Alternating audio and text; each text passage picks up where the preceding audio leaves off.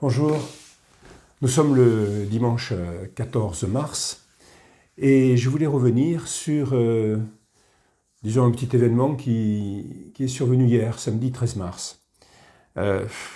J'ai pris la décision de m'adresser à vous par ce moyen de communication.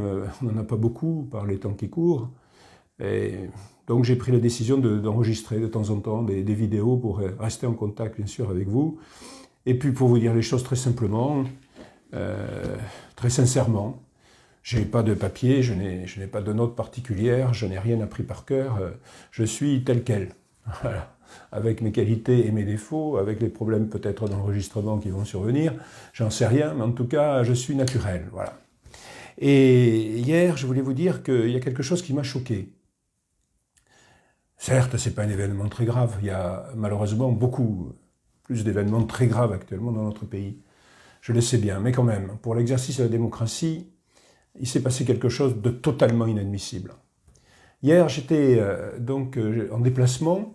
Je suis certes en campagne pour les élections régionales en Occitanie, mais j'étais en déplacement donc à Martres-Tolosane. En fait, Martres-Tolosane est un village donc de Midi-Pyrénées, un village du Comminges, au sud de Toulouse, pas très loin des Pyrénées, et il a cette particularité que c'est mon village. Voilà, je suis issu de cela, ma famille est de Martres-Tolosane, et pour moi, je voulais absolument, ce début de campagne, aller à Martres-Tolosane. Pourquoi ?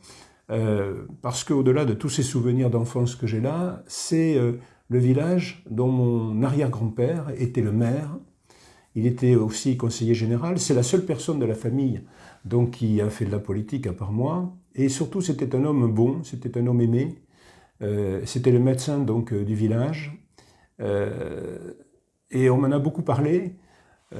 Mon arrière-grand-mère, que j'ai très bien connue, qui est décédée en 1971, m'en a beaucoup parlé. Sa fille, bien sûr, ma grand-mère, qui est morte à 98 ans, en 2008, m'en a beaucoup parlé. Et c'était vraiment quelqu'un de bien, disons, voilà.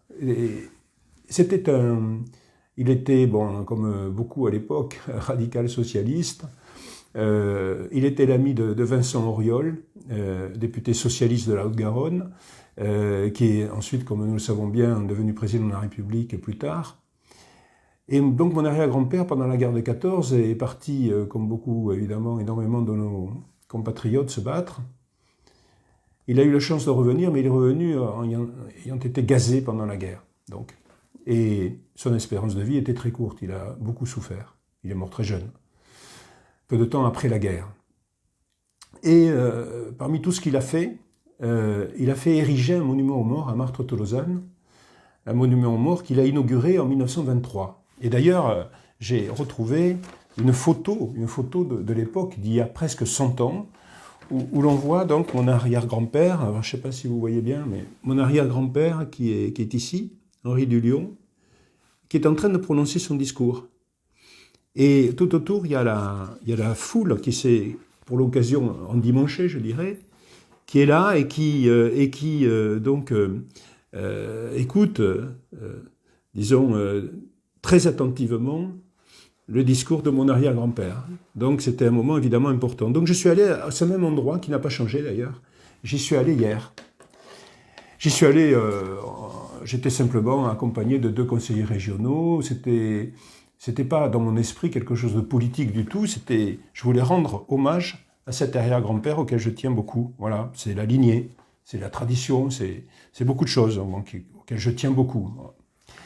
Et quand nous sommes arrivés, nous avons vu qu'il y avait aussi de la foule, mais c'était pas la même.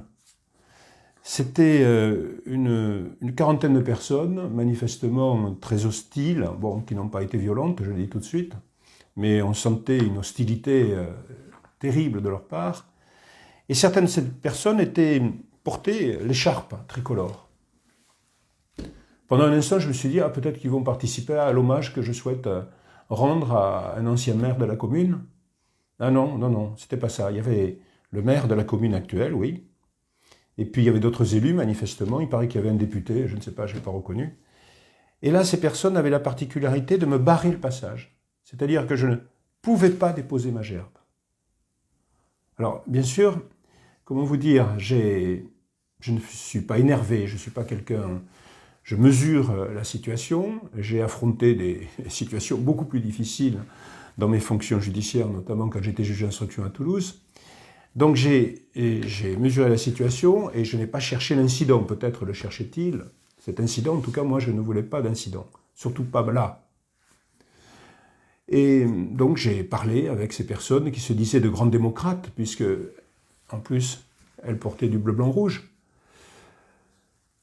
Elles m'empêchaient de passer, alors que je suis quand même aussi un élu, et que, élu ou pas, d'ailleurs, on ne peut pas, et Dieu merci, empêcher les gens d'aller et de venir, sauf des contraintes que l'on consomme, qui sont terribles d'ailleurs d'un point de vue sanitaire, mais c'est l'exercice premier de la démocratie, c'est aller, venir, agir dans les règles de droit. Moi, j'ai toujours agi, bien sûr, dans les règles de droit, je n'ai jamais été excessif en rien du tout, j'ai passé ma vie au service de la justice.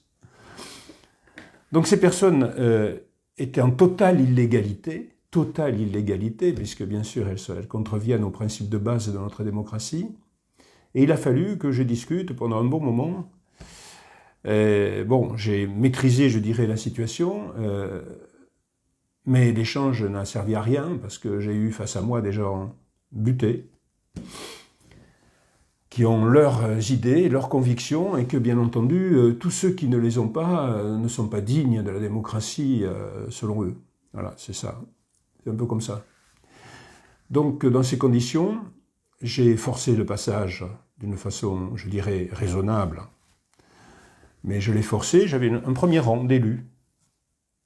Et puis ensuite, il y a d'autres personnes qui se sont carrément placées devant le monument aux morts, me tournant le dos, et qui se tenaient au coude à coude pour m'empêcher de passer, de déposer la gerbe. Vous voyez la situation, quand même. Bon, je dois dire que j'aurais pu m'énerver, c'est vrai. Les gendarmes étaient là, qui voyaient la situation, qui auraient certainement constaté que tous ces gens-là étaient en parfaite infraction. Je pourrais d'ailleurs porter plainte. Bon, je ne le ferai pas parce que je dirais que je suis un peu au-dessus de tout ça. Mais bon, il y a des limites. Il y a des limites. Donc j'ai réussi quand même à déposer cette gerbe au pied du monument aux morts que mon grand-père, mon arrière-grand-père a fait ériger. J'ai déposé cette gerbe et je me suis recueilli. Le temps qu'il fallait. J'ai pris plusieurs minutes, malgré les sifflets, les cris, les colibés, c'est un mot gentil pour ce que j'ai entendu. Je pourrais porter plainte, bien sûr, mais je ne le ferai pas. Mais je voulais que vous le sachiez. Parce que moi, vous ne me connaissez peut-être pas bien, mais je ne suis pas comme ça. Et avec moi, il n'y aura jamais de telle conduite. Et si je suis président de la région Occitanie, je peux vous assurer que jamais il n'y aura de telle conduite.